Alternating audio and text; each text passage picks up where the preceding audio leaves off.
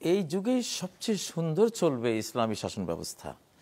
ফালা আল্লাহ আখিরাহা আন ইয়াকুনা আহসানাহা হুসনান ওয়া আমাকাহা উমকান ওয়া আরাদাহা আরদান। মিশকাতের সর্বশেষ হাদিস যে হতে পারে শেষ জমানার যে ইসলামী খেলাফত হুকুমত আসবে সেটা আগের নবীজির আমলের যে ইসলামী খেলাফত তার চেয়ে সুন্দর হবে, তার চেয়েও ডিপ হবে, তার চেয়েও বিস্তীর্ণ প্রশস্ত হবে, বিশ্বময় হবে। লিইয়ুযহিরাহু আলাদ-দীনি কুল্লি।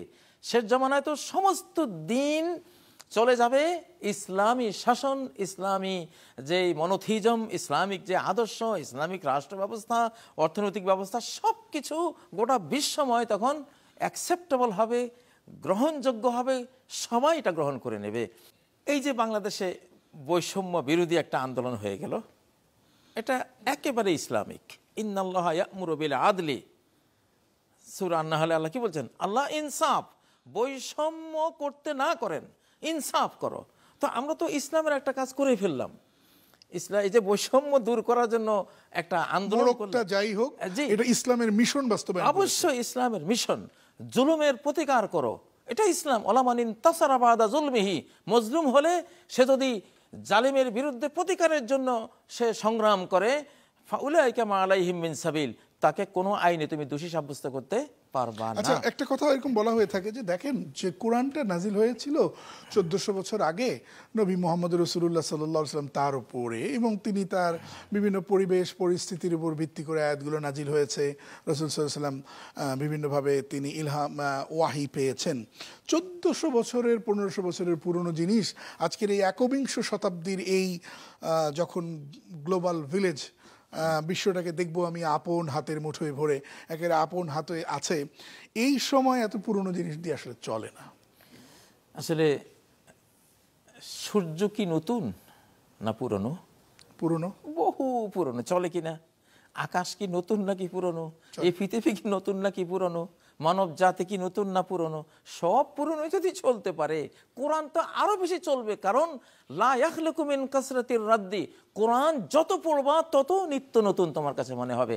কারণ এর ভিতরে সমস্ত যুগের সমস্ত প্রয়োজন, সমস্যার সমাধান দিয়ে দেয়া আছে। মধ্যপ্রাচ্যে যুদ্ধটা হয়ে গেল, তারা পুরো যুদ্ধটাই করেছে তাওরাত কিতাব, যেই কিতাবগুলো অনেক হেরফের করা হয়েছে, বিকৃত করা হয়েছে, তারপরেও তারা ওই কিতাব অনুসারেই বিশাল এই যুদ্ধ আমাদের উপর চাপে দিয়েছে। একেবারে ধর্মযুদ্ধ ছিল এটা, টোটাল ধর্মযুদ্ধ। আপনার মনে থাকবে যে জর্জ বুশ বলেছিল ক্রুসেড যুদ্ধ, এটা কিন্তু ধর্মযুদ্ধ। আমাদের পার্শ্ববর্তী দেশে আপনি দেখবেন যে যেভাবে পূজা পার্বণ রাষ্ট্রীয়ভাবে করা হয়, সবই তো এগুলি পুরনো জিনিস, বাট ফেরত এসেছে।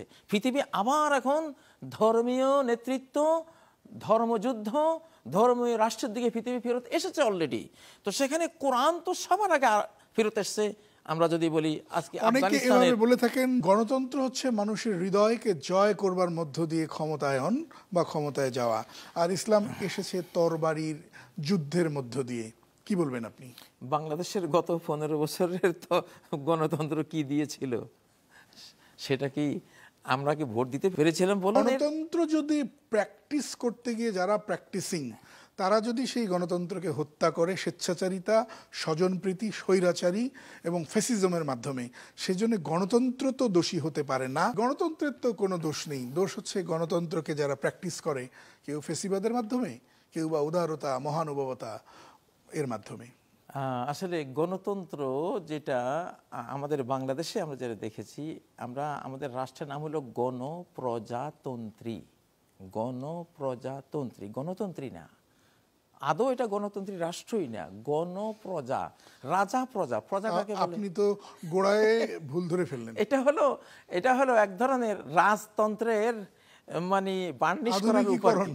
হ্যাঁ, জি, এটাকে আসলে রাজতন্ত্রই চাপিয়ে দেওয়া হয়েছে। আমরা যেটা 15 বছর 17 বছর দেখলাম গণতন্ত্রের নামে, আসলে প্রজা, আমাদেরকে প্রজা বানিয়ে তারা রাজা বনে আমাদেরকে তারা কি করেছেন, একেবারে আমাদের উপরে যত রকমের স্টিম রোলার তারা চালিয়েছেন, যেন আমরা প্রজা, উনি রাজা, উনি এটার মালিক, সব কিছু উনি।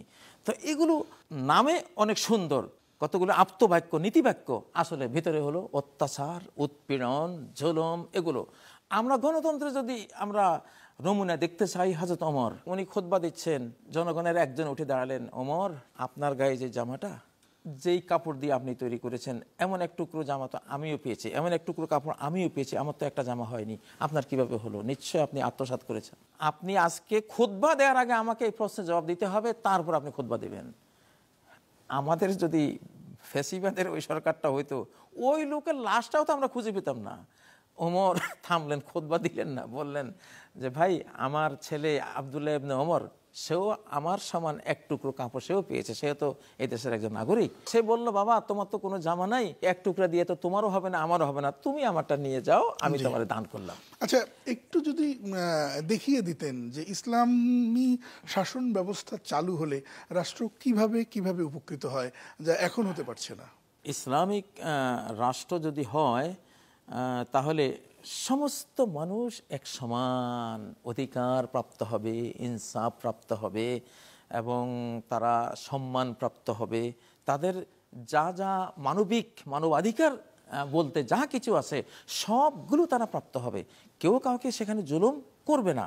আমাদের সংবিধানের এই 4টি মৌলিক বিষয়ের মধ্যে এগুলো কিন্তু আছে, যেটি আপনি বলেছেন, তার মানে এটা তো ইসলামেরই পার্ট। ইসলামের পার্ট, কিন্তু যেহেতু আমরা ইসলামকে কমপ্লিটলি গ্রহণ করি নাই, এই জন্য আমরা এগুলোর মর্ম বুঝি নাই, আমরা এগুলোকে শুধু মুখেই রেখেছি, বাস্তবে আমরা রাখিনি। তো আসলে কিন্তু ইসলামী রাজনীতি সুন্দরভাবে চলে এবং চলবে, আফগানিস্তানে চলছে, তারা সারা পৃথিবীর একটা মডেল হয়ে গেছে। আর বাংলাদেশও আমি আশা করি আল্লাহর সৃষ্টির মধ্যে সবসময় জোড়া থাকে, তো আফগানিস্তান হলো গরম দেশ, এটা একটা জোড়া আসবে, শান্ত, আবেগী, খুব মায়াবী, এটা হবে বাংলাদেশ ইনশাআল্লাহ। ইনশাআল্লাহ আপনার আশা সার্থক হোক, যে বাংলাদেশের মানুষ সুশাসন পাক, সেটি যে নামেই হোক না কেন। জি জি।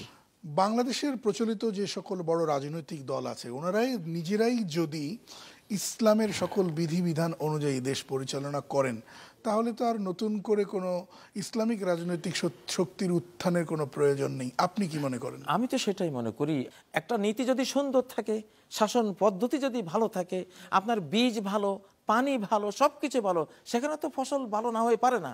তো এখানে আসলে আমাদের নীতির মধ্যে গলদ, গোড়ায় গলদ, আমাদের জ্ঞানের মধ্যে গলদ, এই গলদগুলো ওভারকাম করতে হবে, এগুলো থেকে আমাদেরকে সরে আসতে হবে। এবং আমি মনে করি খোলাফায়ে রাশেদার তাদের ফলোয়ার হয়ে আজকেও হোয়াইট হাউসে হযরত ওমরকে তারা স্মরণ করে, সুলতান সুলেমানকে স্মরণ করে, আওরঙ্গজেবের ইতিহাস আজও মানুষ ঘাটে যে কিভাবে সম্ভব ছিল এত সুন্দর সাম্রাজ্য এইভাবে পরিচালনা করেছেন।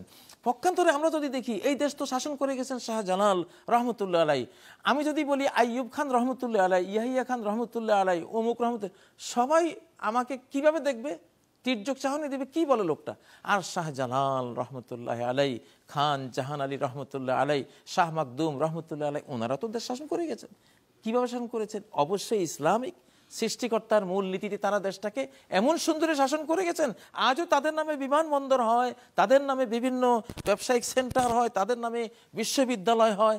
তো এগুলি তো এই বাংলাদেশে আমরা এক্সাম্পল সেট করতে পারি যে আমরা যদি ইসলামিক রাজনীতিটা এই দেশে আনতে পারি, আমাদের শাসকদের এই করুণ পরিণতি হবে না, জনগণেরও এই করুণ পরিণতি হবে না।